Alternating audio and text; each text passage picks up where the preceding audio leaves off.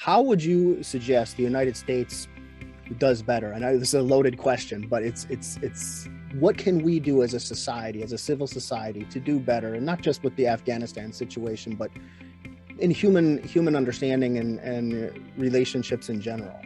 I would say three things. First and foremost, we really have to have an immersive experience. Like, we talk about so many issues, but we talk about them at the superficial level. Unless someone experiences, and that Jeff, you know this, sitting across from Dia Khan, until you had that experience of talking to her face to face and what feelings that surfaced in you, like until you have an immersive experience, nothing will change. People will not change, but they can change if they have an immersive experience. So what does that look like? I mean, there's so many great programs out there that are willing to offer that. It's a question of, are they going to get funded? Are they going to get visibility?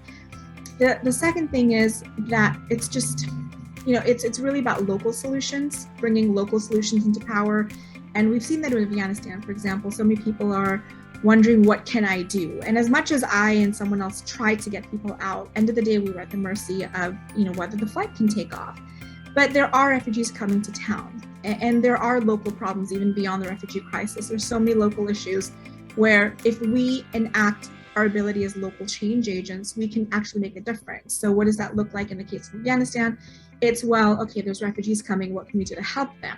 Sure, they need X, Y, and Z materialistic goods to start their life over, but they also need to integrate into what it means to be American. Like, they're bringing their culture, their trauma, their tragedy, their perceptions of what is normal in with them across the threshold. It's not just their baggage. It's everything. It's their entire history.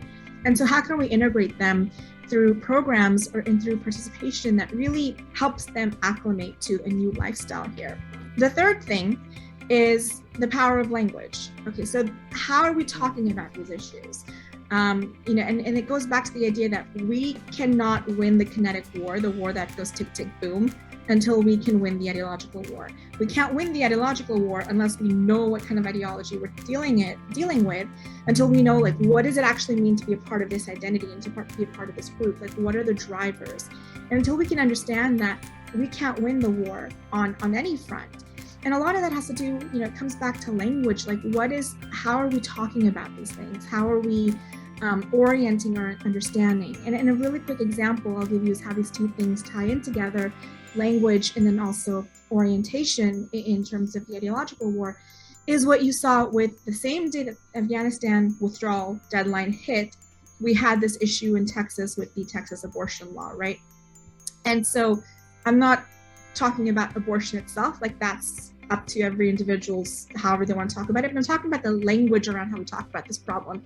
And what you saw was people referring to it as American Taliban, Texas Sharia, and it's such a misnomer, because first and foremost, there is a world of difference between the Taliban and the lawmakers in the US. There is a world of difference between Sharia law and this specific abortion. And the fact is that not only did we monumentally balls up this withdrawal and this fight essentially for 20 years, but now we can't even get the terminology right about this problem here. Like, we can't even understand that there's a difference between this and this. And if we can't understand that, if we're going to be lazy and just dive into the cliche rhetoric that makes us feel like, oh, we got one on somebody else, then we're never, ever going to be able to solve the problem as a human species. Like, that is so integral to everything, is A, the language, and then B, like really understanding, like, what is this ideology and